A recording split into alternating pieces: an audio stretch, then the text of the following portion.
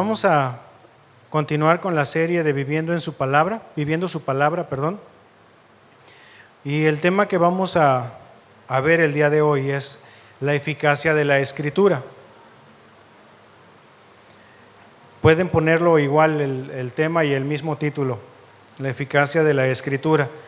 Nuestra base bíblica, hermanos, va a estar en el capítulo 55, versículo 11 y 12 del libro de Isaías. Repito, para los que gusten anotarlo, Isaías capítulo 55, versículos 11 y 12.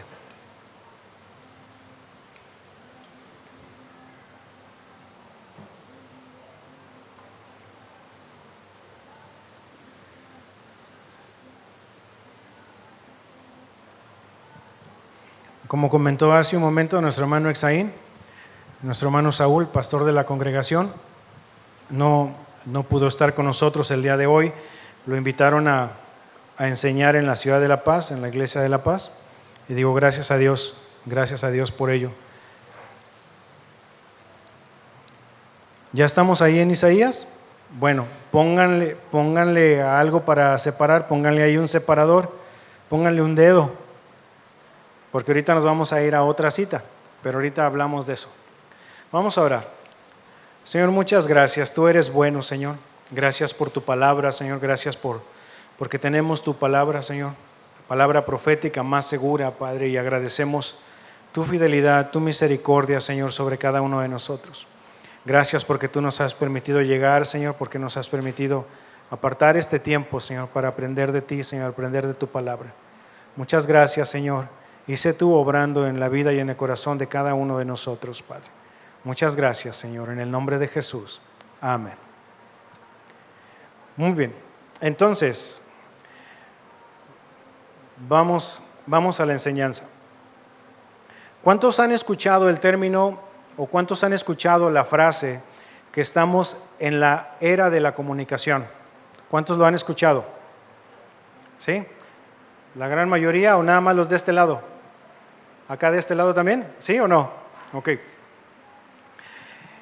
Hemos escuchado acerca de la era de la comunicación y que estamos actualmente en la era de la comunicación, en donde gracias al avance tecnológico podemos comunicarnos de una manera sorprendente, ¿sí o no? Ok. Algo que para nuestros pequeños, ya ahorita que están creciendo en la era digital, nuestros pequeños, ya es algo muy común, muy normal. Algo que para los que somos de Timbiriche para atrás, ni siquiera nos habíamos imaginado, y muchos más, hermana, no nada más. Entonces, yo recuerdo que muchas cosas que vemos actualmente, lo veíamos en mis tiempos, cuando yo era pequeño, no hace muchos años, apenas a la vuelta de la esquina. Ya, o sea, las cosas que veíamos en lo que era la televisión, en las películas, en las series, era algo que pues no nos pudiéramos imaginar en ese entonces que pudiéramos vivirlo. Al menos yo, no sé, a lo mejor otros que son de una inteligencia más avanzada, a lo mejor sí. Pero yo veía, por ejemplo, que ya se empezaban a comunicar a través de las pantallas y en pantallas y en las naves espaciales y otro tipo de comunicación. Yo veía eso y veía la comunicación también en los celulares, en donde se basaron algunos de los modelos de celulares que tenemos ahora, pero bueno, esa es otra cosa. Pero yo veía todo eso y decía, no, todo eso, ¿cuándo? ¿Cuándo se pudiera dar? ¿O cuándo me tocaría verlo, no?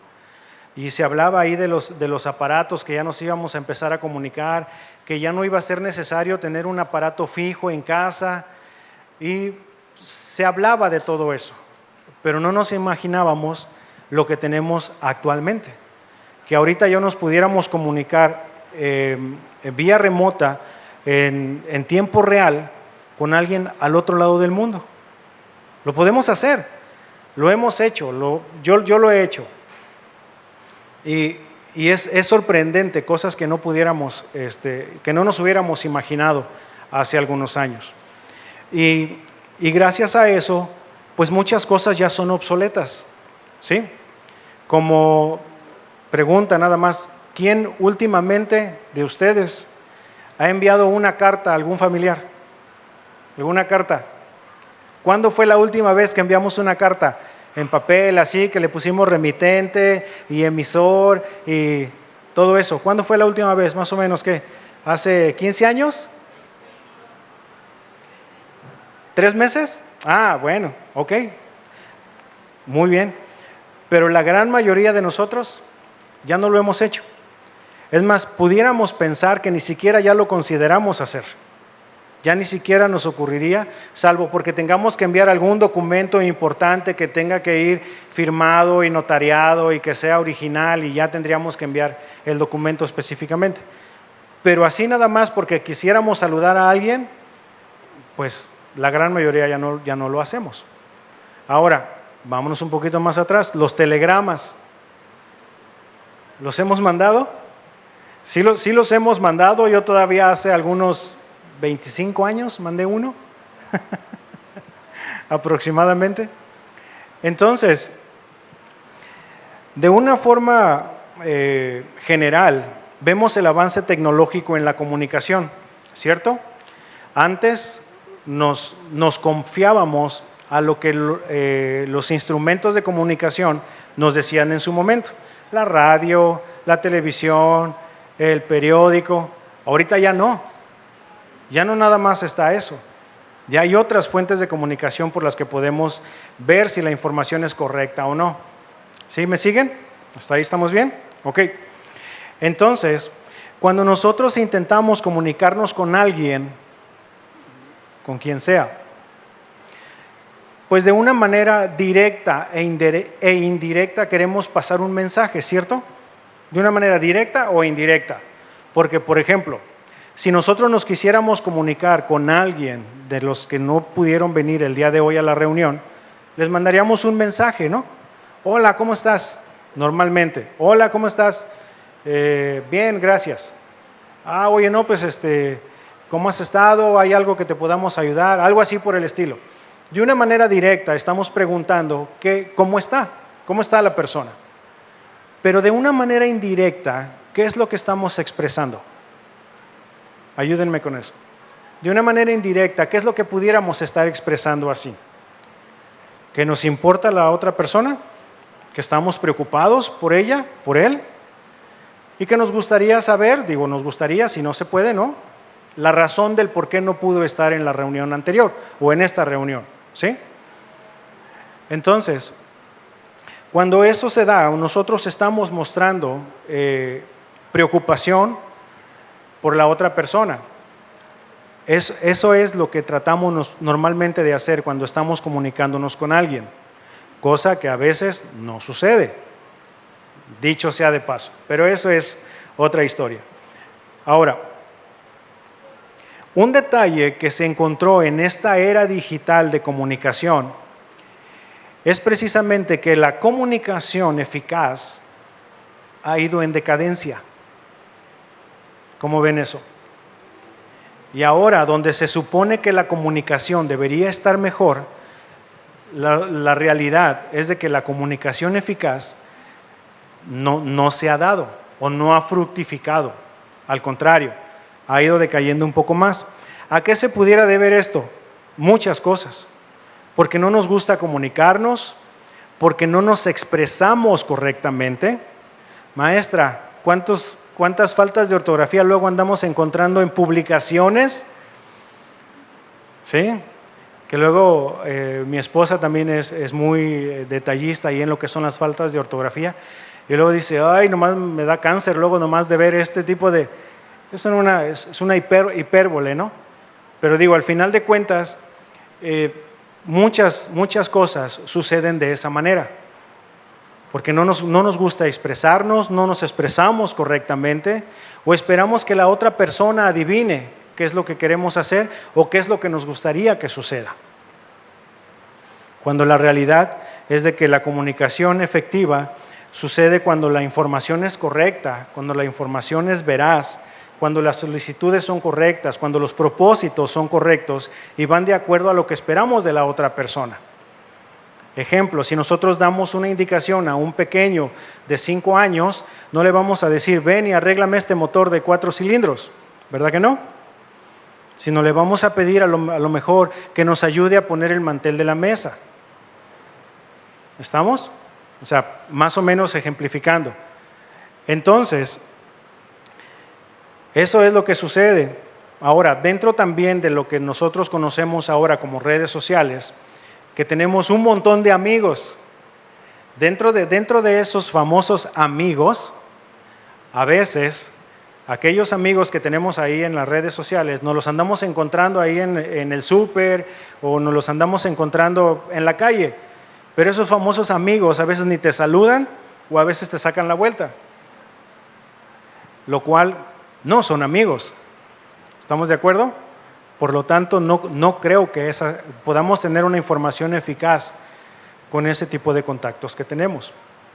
¿Estamos? ¿Hasta ahí me siguen? Ok. ¿Pero qué creen? Resulta que en el caso del Señor no es de esa manera. Cuando el Señor inspiró su palabra, que ya hablamos al respecto, el Señor lo hizo de una manera específica. El Señor lo hizo esperando que cada uno de nosotros diera respuestas con respecto al mensaje que dio en su momento y al mensaje general que hasta la fecha tenemos en este libro. ¿Sí? El Señor ha dado información para que nosotros podamos conducirnos de la manera correcta, para que nosotros sepamos cuál es nuestra condición espiritual. ¿Y qué es lo que tenemos que hacer para cambiar esto? Entonces, resulta que la Escritura, la palabra del Señor es eficaz y la misma palabra habla de sí mismo de esa manera. ¿Sí? Vamos a Hebreos 4:12, por favor.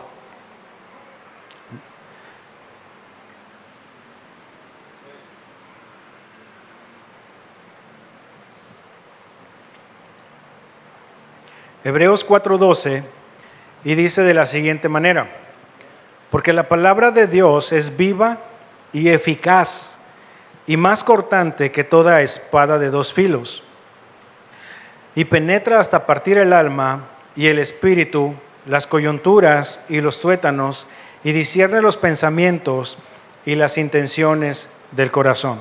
Es eficaz. Y ahorita vamos a ver definiciones y algunos ejemplos. Pero en este caso específicamente, quisiera hacer notar que el Señor siempre ha dado el primer paso, hermanos, para acercarse a su creación, para acercarse a sus redimidos, para acercarse a su creación en general. Siempre desde un principio el Señor ha dado el primer paso. Siempre lo ha sido.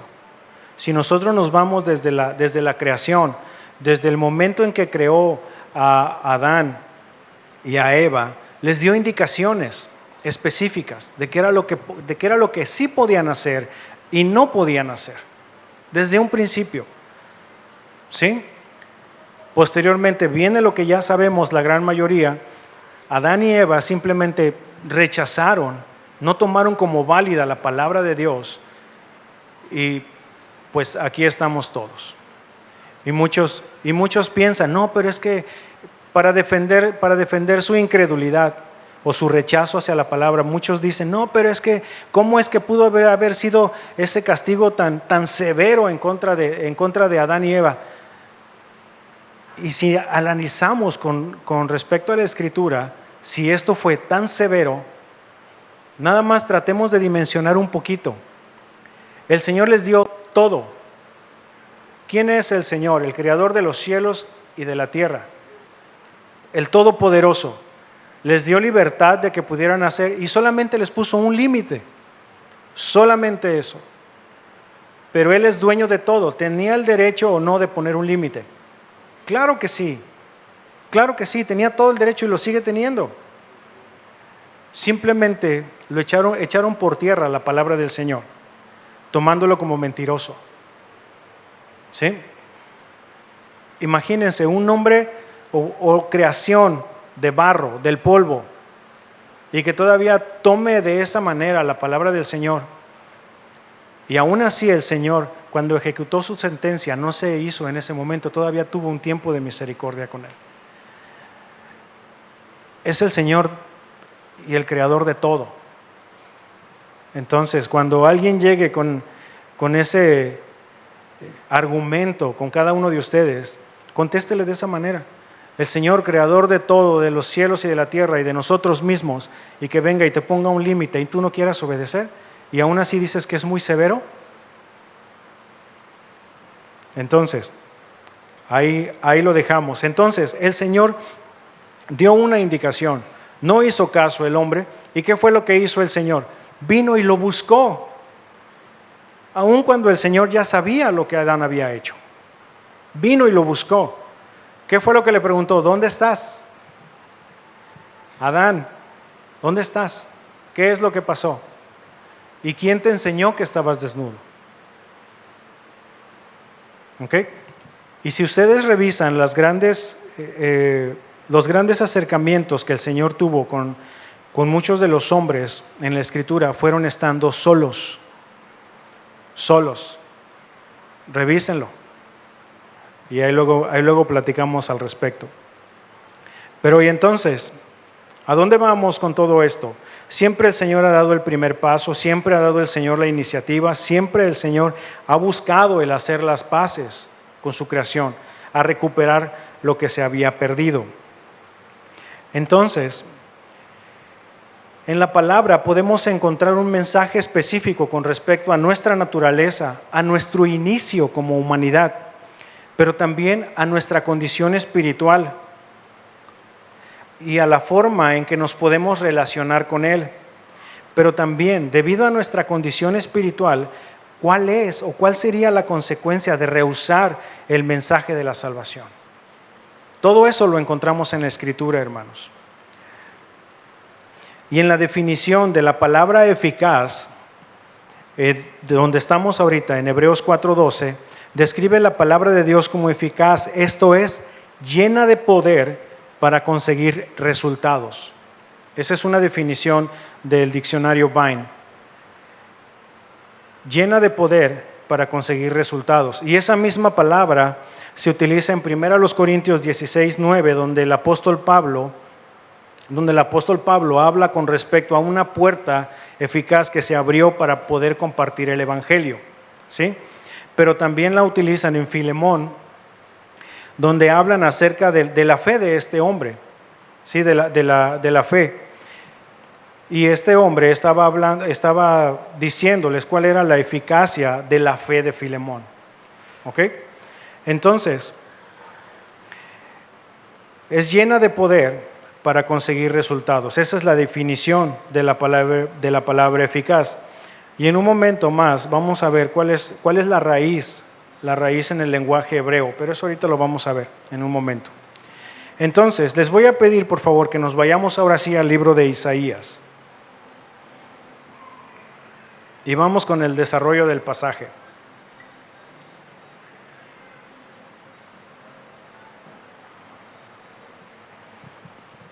La palabra de Dios es eficaz y por lo tanto cumplirá el propósito por el cual ha sido enviada.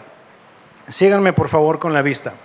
Isaías 55, 10 al 11 dice de la siguiente manera: porque como desciende de los cielos la lluvia y la nieve y no vuelve allá, sino que riega la tierra y la hace germinar y producir, y da semilla al que siembra y pan al que come, así será mi palabra que sale de mi boca. No volverá a mí vacía, sino que hará lo que yo quiero y será prosperada en aquello para que la envíe. ¿Ok? Y la raíz de esta palabra es precisamente vacíamente, la palabra vacía. Vacía, inefectivamente, inmerecidamente, sin causa, en vano, vacío. Y en una manera figurada es que no vale nada, ocioso, vacío, vagabundo y también en relación al hombre como vano, ¿sí?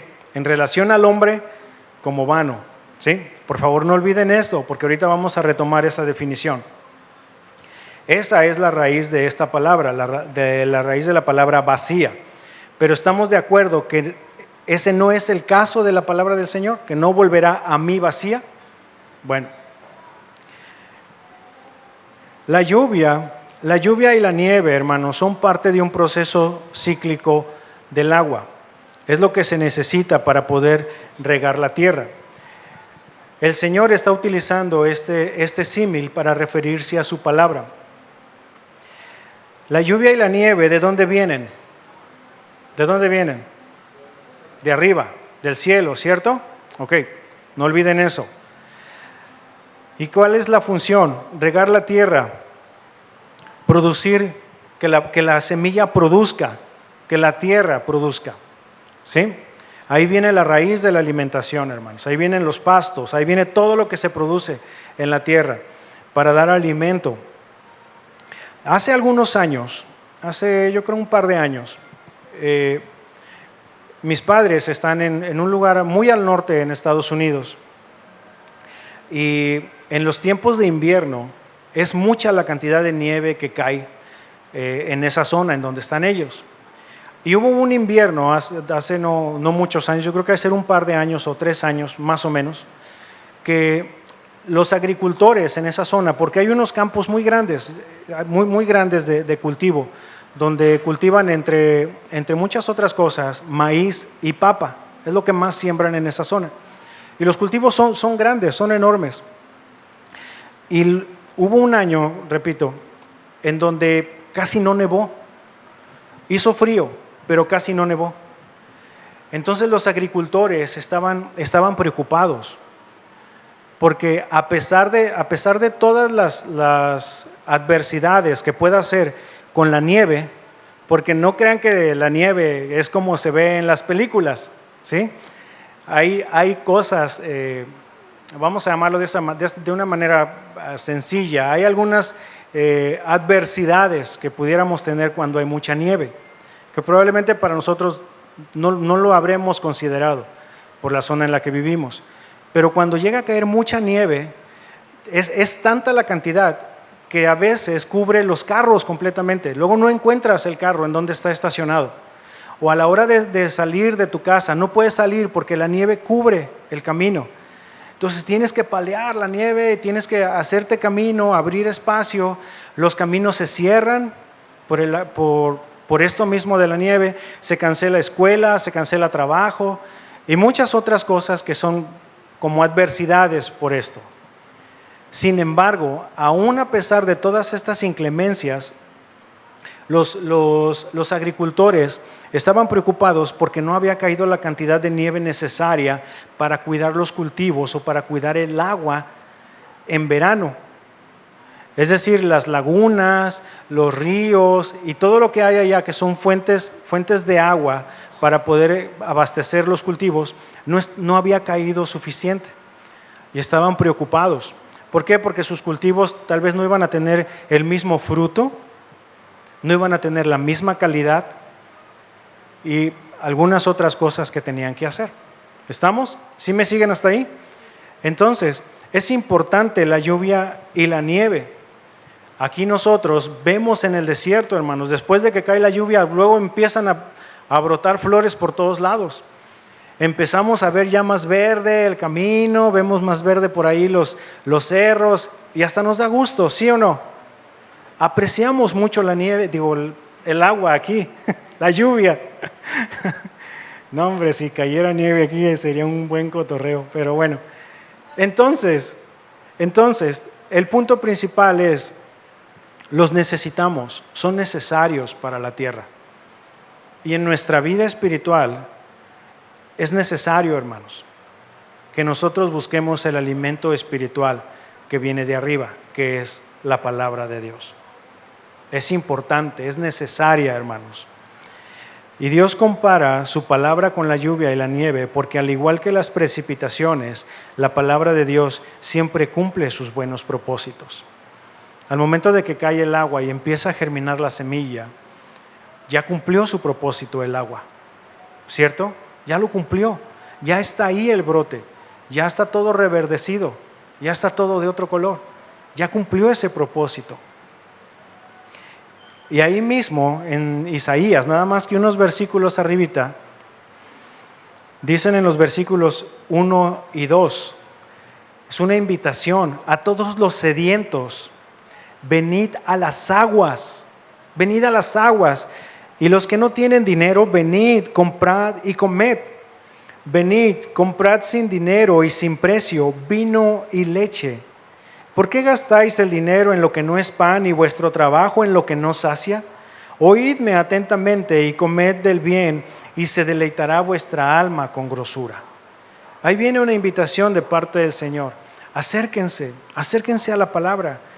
Y es muy importante la palabra aguas, porque no está hablando en singular, sino en plural.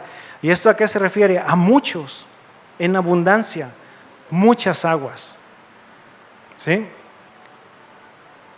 Tenemos suficiente en su palabra. Sea cual sea la situación por la que estés atravesando, una vez que le conociste al Señor, tienes suficiente en su palabra. ¿Y por qué esa especificación? Ahorita más adelante lo vamos a ver. Cuando Dios dice que su palabra no regresará a Él vacía, podemos saber que Él tiene una intención para su palabra. La palabra de Dios es de arriba. Él exhaló sus palabras para nosotros y fueron registradas en este libro. ¿Sí? Ya lo hemos visto. Hemos citado en segunda carta a Timoteo 3:16, no vayan. Y cada palabra que le dio a la humanidad tiene un propósito y se dio por una razón.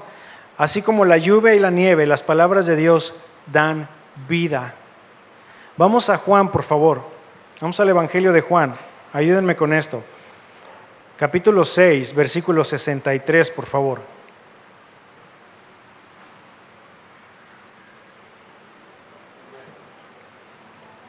Juan, capítulo 6, versículo 63. Y dice de la siguiente manera: el Espíritu es el que da vida, la carne para nada aprovecha. Las palabras que yo os he hablado son espíritu y son vida. Y son vida.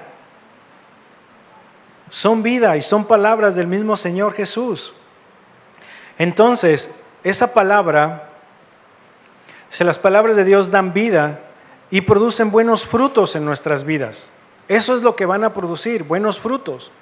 ¿Han visto la diferencia del fruto de aquel árbol en el que ha sido regado y ha estado constantemente cerca del agua en comparación con aquel que no ha estado cerca del agua? Luego unas naranjas que según muy, muy bonitas y todo, las agarran y nada de jugo. O los limones, ¿no? Que luego los agarran y de esos de las taquerías que cuando hay escasez y que quieren exprimirlo y apenas así una gotita. Eso es porque no los regaron suficiente, no tuvieron suficiente agua, no tuvieron la suficiente atención. No fue un buen fruto. Entonces, cuando Dios dice que su palabra no volverá a Él vacía, somos exhortados a permanecer en su palabra, dejando que la misma sea absorbida en nuestras vidas. Tenemos que asimilarla así como el suelo absorbe la lluvia y la nieve. La palabra no regresará vacía porque nuestros corazones serán cambiados. La palabra de Dios nos reprende y nos corrige cuando nos equivocamos y nos entrena para una vida piadosa. ¿Recuerdan cuál es el propósito de que toda la palabra fuera exhalada? ¿Qué dice 2 Timoteo 3:17, no el 16, 3:17? ¿Qué dice? A fin que el hombre de Dios sea perfecto, enteramente preparado para toda buena obra. Ese es el propósito. Ese es el propósito. Y miren, si a veces algunos cristianos andan todos desnutridos, todos amargos, todos de mal humor, todos que no los calienta ni el sol, no es por problema de la palabra, eso se los aseguro. De esos así que los exprimen y no sale ni una gota. No es porque la palabra de Dios sea un problema. Es porque no nos hemos acercado a las aguas. Es porque preferimos Preferimos estar ahí cómodos, masticando nuestro orgullo, no dejando que la palabra nos ayude o incluso no dejando que los hermanos nos ayuden. Porque a veces, estando en alguna necesidad, sabemos que tenemos necesidad y o no lo externamos, o cuando alguien viene y quiere ayudarnos, no queremos recibir ayuda. No queremos que alguien venga a ayudarnos por nuestro orgullo o por lo que ustedes quieran, pero por el orgullo no le fallamos. Pueden ser diferentes causas, pero el orgullo ahí está. Entonces, ¿qué es lo que tenemos que hacer? Venir con el Señor, venir a su palabra, venir delante de Él, venir a su presencia. Y no necesitamos hacer lo que se hacía anteriormente por medio del lugar santísimo y a través de un intermediario y a través de un sacerdote, no. Podemos hacerlo directamente con el Señor. ¿No han escuchado a esos hermanos bonsáis, vamos a llamarlo así, que luego llegan y dicen, hermano, ¿puede orar por mí usted que está más cerca del Señor? ¿Qué pasó? Esas frases no van en un cristiano. En verdad, no van en un cristiano. Todos tenemos el acceso. Si eres hijo de Dios, tú tienes el acceso. Tú tienes el acceso delante del Señor. ¿Estamos? ¿Sí? Ok. Salmo 119, 105. ¿Qué dice? Lámpara es a mis pies tu palabra y lumbrera a mi camino. Entonces, con base a esto que acabamos de leer, ¿qué es lo que tenemos que usar o qué es lo que tenemos que hacer en este mundo pecaminoso lleno de tinieblas? Tenemos una lámpara cuando necesitamos buscar algo en un lugar oscuro, ¿qué es lo que tenemos que hacer? Y disculpen la pregunta tan obvia, pero ¿qué es lo que tenemos que hacer? O prendemos la luz y tenemos acceso a la luz, o vamos por una lámpara y la usamos, ¿cierto? O no, no vamos a... Y vamos a buscar lo que se nos haya extraviado, lo que se nos haya perdido, en el lugar donde se nos perdió, ¿cierto? No vayan a ser como ese hombre que dijo, no, pues ¿dónde? ¿Qué estás buscando? No, pues mi celular. ¿Y dónde se te perdió? No, pues por allá. ¿Y por qué lo buscas aquí? Es que aquí hay luz. Entonces no vamos a hacer eso tampoco. Vamos al lugar en donde se nos haya extraviado, buscamos lo que tengamos que buscar y utilizamos lo que tengamos que utilizar, ¿cierto? Ya tenemos la gran mayoría de nosotros, ya tenemos una gran ventaja, porque la mayoría del aparatito que tenemos, que también sirve para hacer llamadas, ya trae lámpara, la gran mayoría de nosotros, ¿sí o no? Ya trae la lámpara. Entonces, acuérdense de eso, hay que acordarnos de eso. Podemos hacer uso de los recursos que Él nos ha dado, y los recursos espirituales están aquí. Aquí está. En este mundo perverso, lleno de maldad y lleno de tinieblas, vamos a usar esta lámpara, hermanos. Vamos a usarla.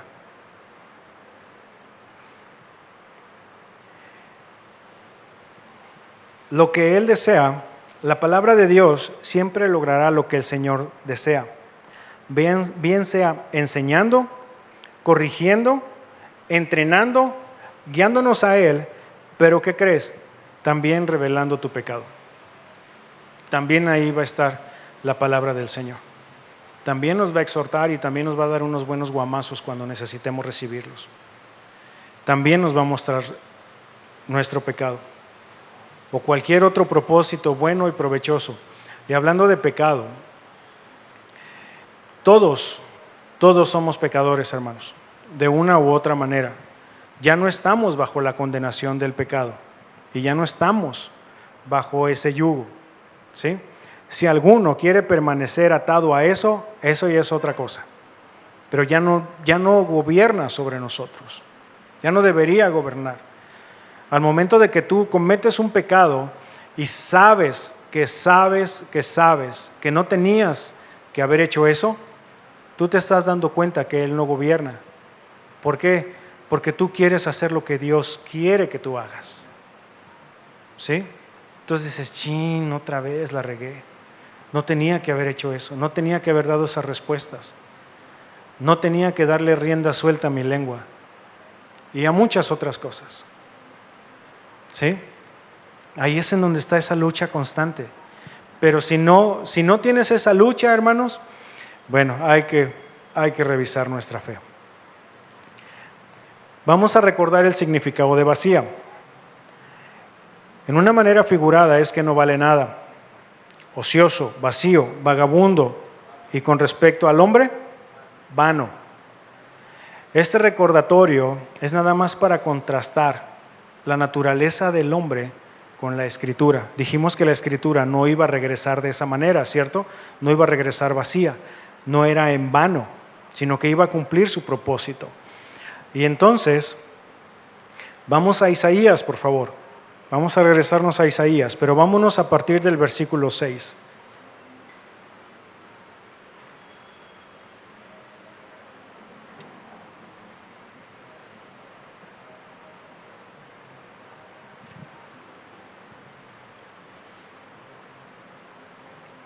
Y vamos a poner mucha atención en los verbos.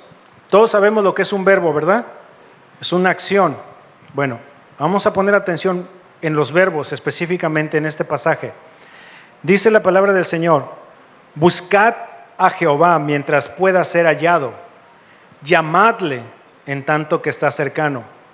Deje el impío su camino y el hombre inicuo sus pensamientos, y vuélvase a Jehová, el cual tendrá de él misericordia, y al Dios nuestro, el cual será amplio en perdonar. Entonces, ¿cuáles fueron los verbos? Buscad. Buscad es el primero. Llamadle. Dejar. Vuélvase. ¿Sí? Eso es en relación a quién? Al hombre inicuo. A él se está refiriendo específicamente. ¿Y quiénes son los inicuos? Antes de conocer al Señor, todos. Era nuestra naturaleza.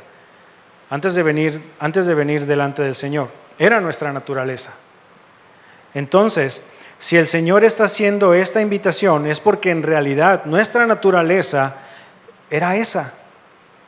Gracias a Dios que Él nos mostró el Evangelio, que ha usado a otras personas para que nosotros pudiéramos llegar a sus pies y conocer el Evangelio, aceptarlo en nuestro corazón, reconocer que sus palabras son verdad. ¿Sí? Pero hay muchos otros que no lo han hecho. Y ahí siguen.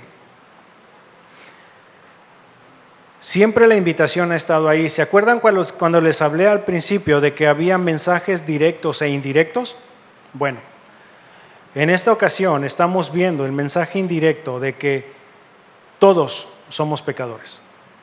Todos. Esa era nuestra naturaleza antes de venir al Señor. Y la invitación a la salvación es clara de parte de Dios. ¿Recuerdan que les dije que el Señor siempre ha dado el primer paso? Ahí está la invitación. Es clara de parte de Dios. La gracia y la misericordia de Dios se expresa de una manera muy evidente.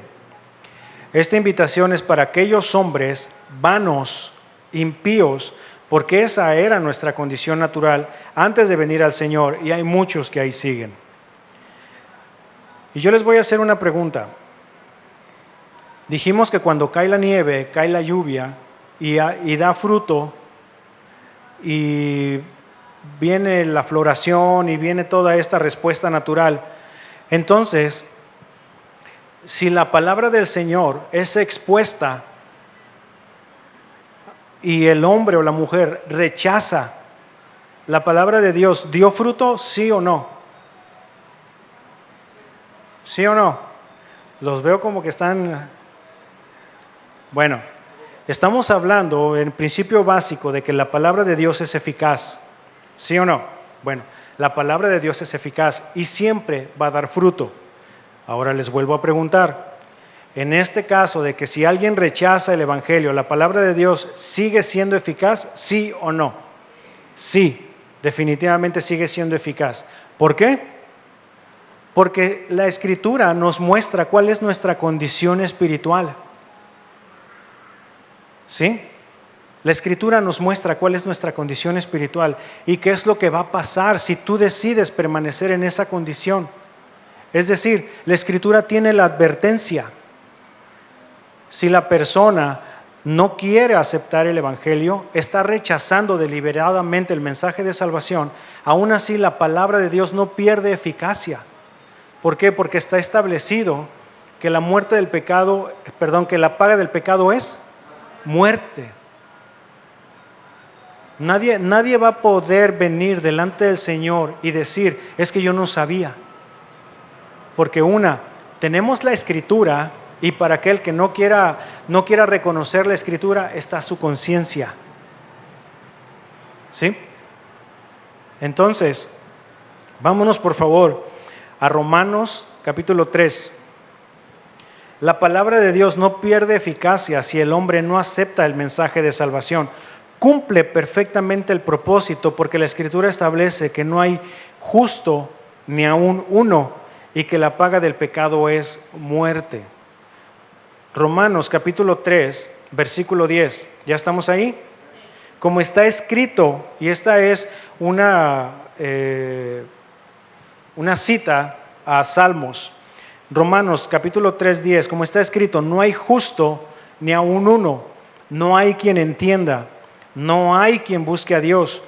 Todos se desviaron, a una se hicieron inútiles, vanos, esa es la palabra. No hay quien haga lo bueno, no hay ni siquiera uno. ¿Ok? Y más abajo, en el versículo 23 de ese mismo capítulo dice, por cuanto todos pecaron y están destituidos de la gloria de Dios, siendo justificados gratuitamente por su gracia mediante la redención que es en Cristo Jesús. ¿Ok?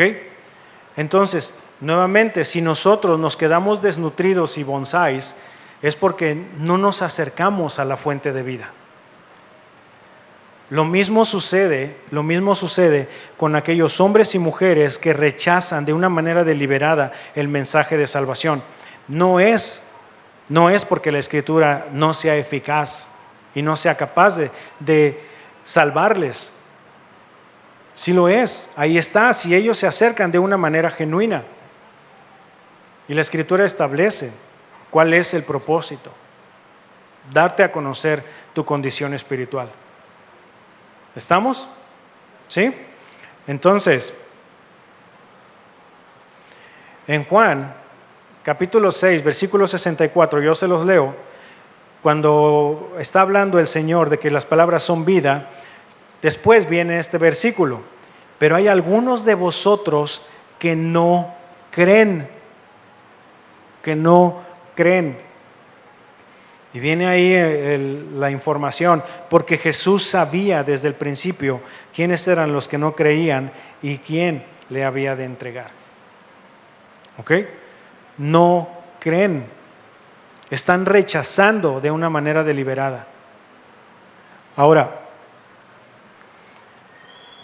sea cual sea tu condición o tu circunstancia, eso no es ninguna justificación para que tú creas o no creas. ¿Sí? ¿A qué vamos con esto? El Señor Jesús decidió obedecer en un desierto, todo desolado, pasando hambre, pasando sed. ¿Y Adán en dónde estaba? Estaba en el paraíso, hermanos. Y aún así decidió desobedecer. En el caso de Pedro y de Judas, vamos a hablar específicamente de ellos dos. Pedro por la confesión de parte de Pedro después, pero en realidad todos los discípulos dejaron al Señor. Sin embargo, con Pedro el Señor vino específicamente. ¿Qué fue lo que pasó primero con Judas? Tuvo ese remordimiento por haber entregado al Señor, pero nunca hubo un arrepentimiento. Existió ese remordimiento, pero no fue capaz de venir delante del Señor y decirle, perdóname, la regué, no tenía que haber hecho esto, perdóname. ¿Sí? ¿Y qué pasó con Pedro? Él sí vino delante del Señor, Señor, perdóname. Y ahí el Señor empieza a tratar con él y empieza a trabajar con su carácter y con muchas cosas, así como con nosotros necesita trabajar día a día. ¿Estamos? Pero, nuevamente, es que decidamos o no creer. Dios no nos va a obligar a nada, hermanos. A nadie va a obligar. El Señor no ha creado robots, ¿sí? El Señor viene, pone las evidencias, nos da todo lo que tenemos a nuestro alrededor. Es nuestra decisión. Miren, vámonos al gran ejemplo de todo esto. Vámonos a Juan, el Evangelio de Juan, capítulo 20, a partir del versículo 24.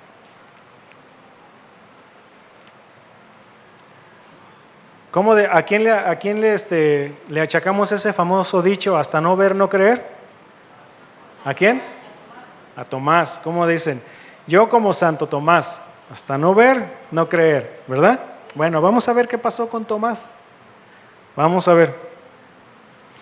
Estamos en Juan, el Evangelio de Juan, capítulo 20, a partir del versículo 24 hasta el 29. Dice, pero Tomás, uno de los 12, llamado Dídimo, no estaba con ellos cuando Jesús vino. Es decir, ya había una visita de parte de Dios, ya con su cuerpo glorificado, vino con los discípulos. Vino con los discípulos, se les presentó y estuvo con ellos. Les habló, ellos lo escucharon, hubo una interacción ahí con ellos. Y aquí está haciendo la aclaración. Tomás no estaba con ellos. En ese momento no estaba Tomás. ¿Dónde andaba? ¿Quién sabe? No sabemos dónde estaba, no sabemos qué estaba haciendo. El hecho es de que la Escritura dice que Tomás no estaba ahí. Entonces, ahora vamos al versículo 25. Le dijeron, bueno, no estaba con ellos cuando Jesús vino. Le dijeron pues los otros discípulos, al Señor hemos visto. Él les dijo, si no viere en sus manos la señal de los clavos y metiere mi dedo en el lugar de los clavos y metiere mi mano en su costado, no creeré. ¿Sí? ¿De quién es la decisión? De Tomás. No creeré. Así lo está diciendo. 8 días después, estaban otra vez sus discípulos dentro, y ahora sí está la especificación, y con ellos Tomás. Llegó Jesús, estando las puertas cerradas, chequen los detalles en la Escritura, y se puso en medio y les dijo, paz a vosotros.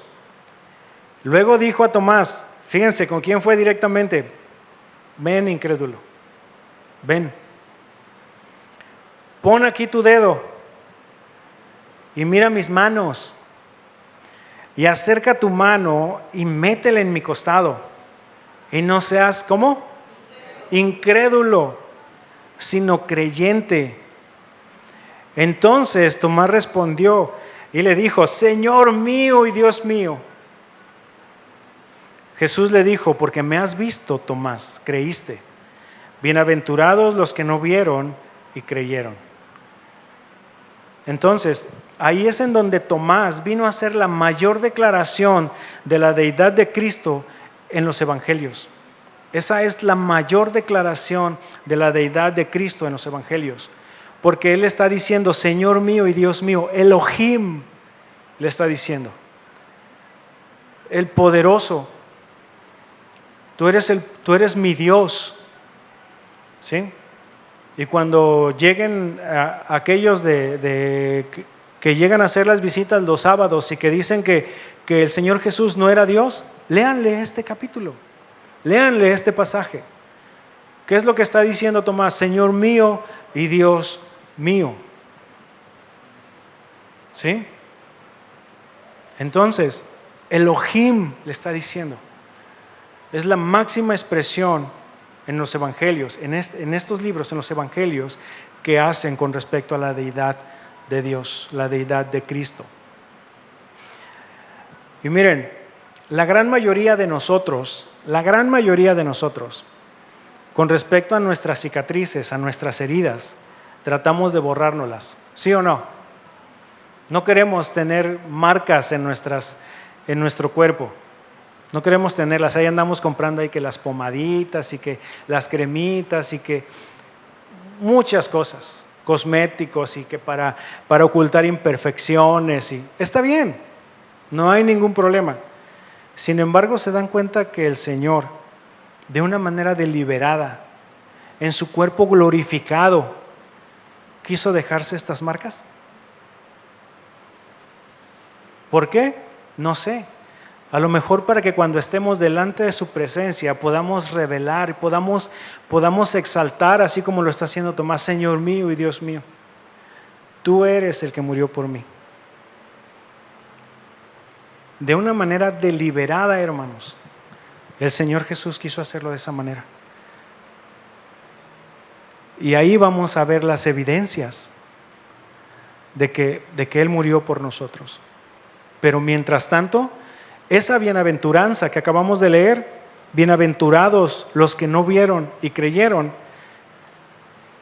¿quiénes creen que están ahí?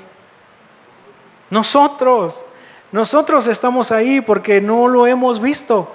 ¿O hay alguno aquí que haya visto ya en una manera física al Señor Jesús? No lo hemos visto. Y ahí estamos. Somos bienaventurados porque no le hemos visto y hemos decidido creer.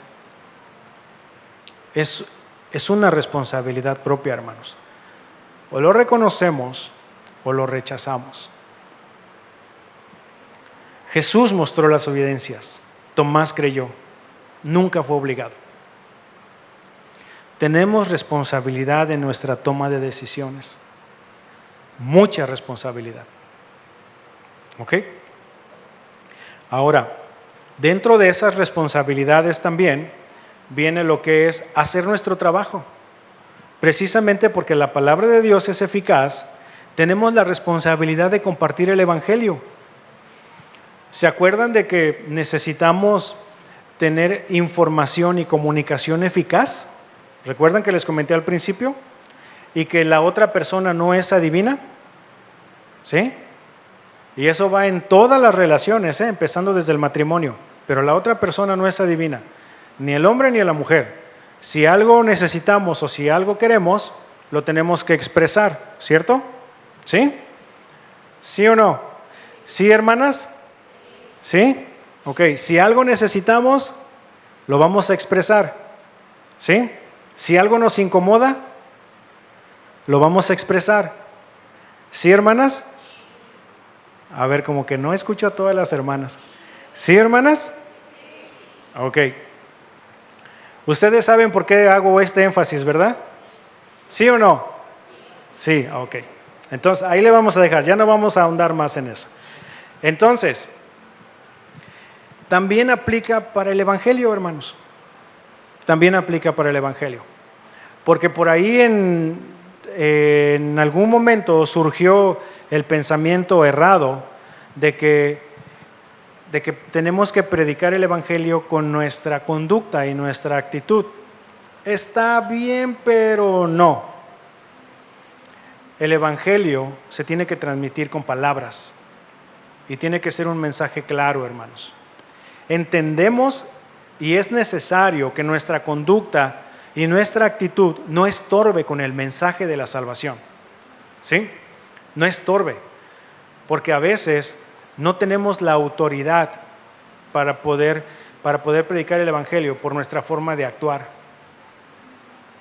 ¿Sí? No tenemos esa autoridad.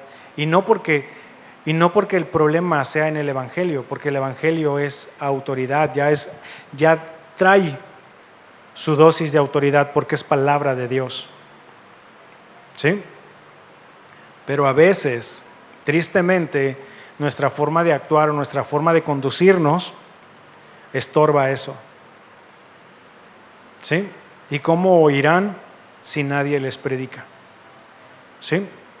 Entonces, es un mensaje que tenemos que dar, que tenemos que transmitir. La otra persona no es adivina, no es adivino. ¿Estamos? Ok. Entonces, compartimos la palabra con el propósito de que la persona acepte la salvación. Pero si eso no sucede, pues nuestra responsabilidad ahí termina, hermanos. Ahí termina. Nuestra responsabilidad es expresar el mensaje de salvación de una manera clara, correcta, precisa. Tenemos que hacerlo y hacerlo bien. No nada más decir, no, es que Dios te ama. Ok, pero también Dios es un Dios justo. Y si tú continúas en tu pecado, Dios te va a dar el trato correcto de acuerdo a tu condición espiritual. ¿Estamos? Y no nada más murió, regresará por segunda ocasión y se va a surtir a todos sus enemigos. ¿Estamos? Entonces, el punto es compartir el evangelio, sí, pero hacerlo claro, hacerlo completo. Su palabra, hermanos, su palabra nos puede sorprender de muchas maneras. A veces, la persona que nosotros ni por aquí nos imaginábamos que le pudiera dar respuestas al Señor, es la que le está dando respuestas. O a veces a quien nosotros creíamos que no, mira, es que este hombre se ve muy culto, se ve muy bien hechecito y no, moralmente bien, pero espiritualmente sigue mal. Y a veces a esos no queremos compartirles el evangelio porque decimos, no, es que ya se ve que ahí va. No, que sea claro el mensaje de salvación para todos. ¿Sí? Vámonos por favor al libro de Juan, primera carta de Juan. Y ya estamos llegando a las conclusiones. La palabra del Señor cumplirá el propósito por el cual ha sido enviada en nuestras vidas, hermanos. Nos ha mostrado nuestro pecado, nos ofreció salvación y ha sido eficaz en cumplir la promesa en nosotros. Nos ha dado su Espíritu, nos hizo nueva creación y nos ha colocado en el cuerpo de Cristo, su iglesia. Y ahora debemos cumplir nuestra parte, llevar una vida recta delante de Él. ¿Ok? ¿Ya estamos ahí en Primera de Juan? Capítulo 5, versículo 1 al 4. Se los voy a leer en la Nueva Traducción Viviente, en esa versión. Está un poquito más precisa, bueno, es un poquito más entendible. Dice de la siguiente manera: todo el que cree que Jesús es el Cristo ha llegado a ser un hijo de Dios. Y todo el que ama al Padre, ama también a los hijos nacidos de Él. Sabemos que amamos a los hijos de Dios si amamos a Dios y obedecemos sus mandamientos. Amar a Dios significa obedecer sus mandamientos, y sus mandamientos no son una carga difícil de llevar, pues todo hijo de Dios vence este mundo de maldad y logramos esa victoria por medio de nuestra fe. Entonces, tenemos una responsabilidad, hermanos. Tenemos una responsabilidad y tenemos la palabra profética más segura, hermanos. Más segura. Entonces, la palabra de Dios no pierde su eficacia si alguien la rechaza. Sigue cumpliendo su propósito por el cual ha sido enviada, por el cual ha sido exhalada. ¿Sí? Y si reconocemos el Evangelio en nuestras vidas, como la gran mayoría de nosotros, sigue cumpliendo su propósito, sigue siendo eficaz. Amén. Vamos a ponernos en pie, por favor.